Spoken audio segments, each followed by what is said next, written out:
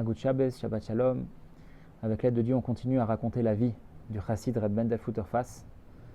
On est dans un cadre magnifique, grâce à Dieu, aux deux Alpes, à la montagne, au séminaire d'études du Bet Lubavitch. Donc on souhaite que ça nous donne les forces de continuer et d'augmenter dans tous les projets qu'on a commencé et qu'on continuera à faire, Be'ezrat Hashem. Malheureusement, on arrive à la fin du livre sur lequel je me base pour faire ces vidéos, My Gulag Life, en anglais. Et donc à la fin du livre, on revient sur la relation qu'il y avait entre Reb Mendel et son grand frère Hanor Hendel. On avait vu au début que Reb Mendel est le troisième enfant de la famille, troisième et dernier enfant. Il a un grand frère, Hanor Hendel, dont on va parler aujourd'hui. Il a aussi une grande sœur, Esther Golda, dont on a déjà parlé un petit peu.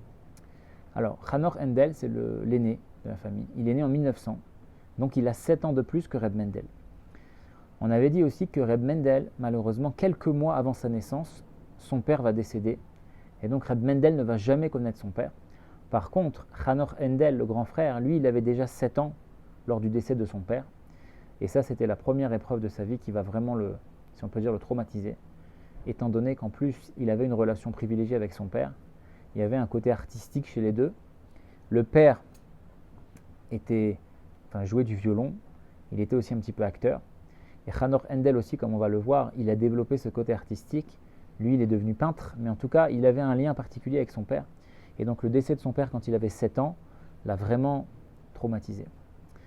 Malheureusement, les épreuves ne s'arrêtaient pas là, puisque bien des années plus tard, quand la Seconde Guerre mondiale a éclaté, Hanor Hendel, il a été enrôlé de force dans l'armée russe, dans l'armée rouge, et il a été blessé sur le champ de bataille.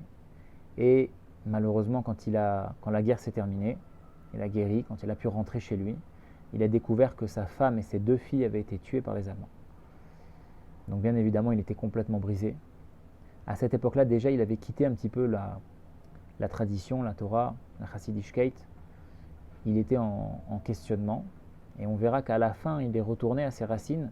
Mais en tout cas, il a eu les premières années de sa vie, les premières années de sa vie très très difficiles. Et donc, parsemé d'embûches et d'épreuves.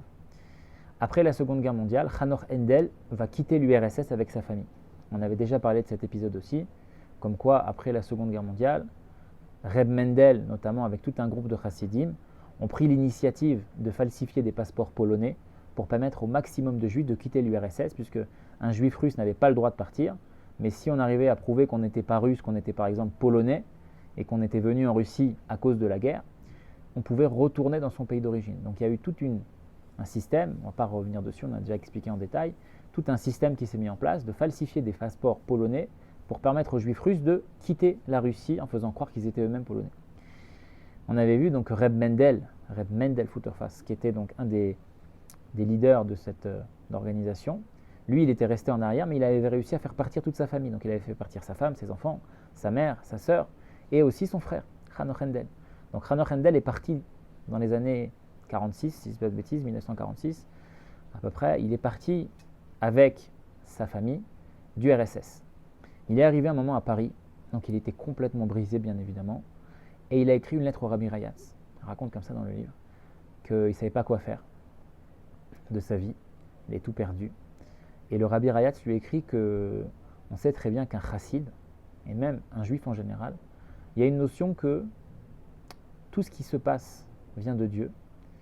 Et pas seulement ça, c'est que chaque don qu'on a, on doit s'en servir pour servir Hachem. C'est-à-dire que Hanor Hendel, il avait un côté artistique, comme on l'a dit. Le rabbi lui dit, le rabbi Rayatz lui dit, c'est quoi un artiste ?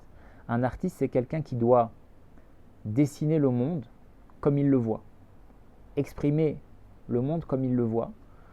Et donc, il lui dit, comme vous êtes un artiste, vous devez utiliser votre art pour servir Hachem.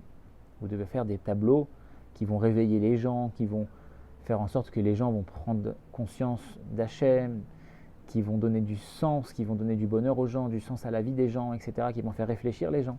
En tous les cas, le Rabbi Rayatz lui donne ce conseil-là d'utiliser ses facultés d'artiste, mais si on peut dire, dans le service de Dieu. Ça, c'est d'ailleurs, entre parenthèses, un grand message de la Torah et de la Chassidoute en particulier, c'est que tout a été créé par Hachem. On n'est pas une religion dans laquelle on dit ça c'est bien, ça c'est pas bien. On dit que étant donné que tout a été créé par Hachem, d'une manière ou d'une autre, finalement, tout peut être utilisé pour servir Hachem. Je ferme la parenthèse. Ça serait à développer peut-être dans d'autres occasions, Bezrat Hachem. En tous les cas, donc voilà le conseil du Rabbi Rayatz au grand frère Hanoch Hendel, qui lui dit, vous êtes un artiste, vous devez vous servir de votre art pour servir Hachem et remonter la pente, si on peut dire. Et c'est ce qu'il a fait. Donc Hanoch Hendel, il a vécu après pendant 10 ans à Londres, en Angleterre, et ensuite il est parti s'installer à New York. C'est devenu un grand artiste. C'est intéressant aussi de voir dans le livre, j'encourage tous ceux qui lisent l'anglais ou qui sont intéressés à l'acheter, parce que à part les histoires, à part la biographie, il y a aussi beaucoup de photos, beaucoup d'images. Donc à la fin du livre, il y a beaucoup d'images de tableaux donc de Hanoch Hendel.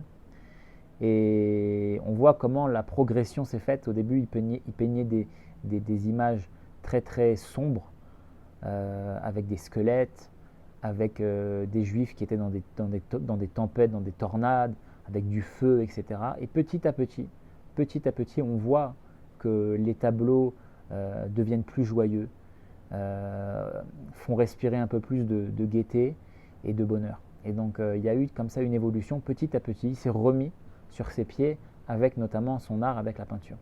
Alors il faut savoir aussi que Hanoch Hendel, on l'appelle Hanoch Hendel Lieberman. On ne l'appelle pas Hanoch Hendel Futterfass. Pourquoi? Parce que quand justement il a quitté la Russie, l'URSS, il avait un faux passeport polonais, et là-bas le nom de famille qui était dans le passeport c'était Lieberman. Donc lui il a choisi de garder ce nom de famille. Donc cet artiste-là, on l'appelle Hanoch Hendel Lieberman, mais en fait c'est Hanoch Hendel Futterfass, le grand frère de Reb Mendel. Mais il s'appelle Lieberman. En tous les cas, donc il est arrivé à New York, il a continué à peindre, et petit à petit, en même temps lui-même, il allait mieux, et il a fait un retour, il a fait une teshuva, si on peut dire, il est revenu à ses racines, et donc il est redevenu un chassid, si on peut dire, on voit les photos à la fin avec la grande barbe, la kippa, etc., etc. Et donc il a beaucoup de tableaux qu'on connaît aujourd'hui, c'est pour ça que c'est intéressant de voir dans le livre, beaucoup de tableaux qu'on connaît aujourd'hui, on voit des chassidim dans la synagogue, etc., etc. En fait, c'est lui, le frère de Reb Mendel, qui les a peints. Quand Reb Mendel, on revient à Reb Mendel, le petit frère, quand Reb Mendel est arrivé chez le Rabbi, arrivé à New York pour la première fois, il a tout de suite rencontré son frère en 1963, si je ne dis pas de bêtises. Et les deux avaient une relation vraiment privilégiée, bien qu'ils n'avaient pas du tout la même manière de voir les choses. Reb Mendel était plus dans l'étude, dans la chassidischkeit, dans la rigueur, si on peut dire. Son grand frère était plus artiste, mais en tout cas, ils avaient un lien vraiment particulier, les deux. Et il se voyait, quand Reb Mendel allait voir le Rabbi, il se voyait bien sûr avec son frère. Le frère de Reb Mendel, Hanoch Hendel, est décédé en 1976. Et quand il est décédé, le Rabbi, lors d'une entrevue privée avec Reb Mendel, il lui a dit « Je vais vous demander une faveur personnelle, c'est que vous allez compiler un livre avec toutes les peintures de votre frère. » Le Rabbi demande à Reb Mendel une faveur personnelle qui est que le Rabbi voulait que Reb Mendel compile un livre avec toutes les peintures de son grand frère. Donc là, on est en 1976. Qu'est-ce qui s'est passé? Reb Mendel, il a entendu cette demande du Rabbi, il a commencé à récolter des fonds, il a lancé le projet, sauf que, comme il raconte, les choses n'avançaient pas et puis c'est un peu sorti de sa tête. Dans les derniers de sa vie à Reb Mendel, il s'est rappelé de cette demande du Rabbi. Il a été très énervé contre lui-même, qui s'est dit comment le Rabbi m'a demandé quelque chose, en plus une faveur personnelle. J'ai commencé le projet, je ne l'ai pas mené à terme. Et donc dans les dernières années de sa vie, il était déjà fatigué, mais il a repris le projet, il a recontacté les gens qui s'occupaient du projet, et là il a réussi finalement, au printemps de l'année 1995, il a réussi, donc quasiment un an après le décès du Rabbi lui-même, au printemps 95, il a réussi à finir ce livre-là, ce livre qui compilait toutes les œuvres de son frère, comme le Rabbi lui avait demandé.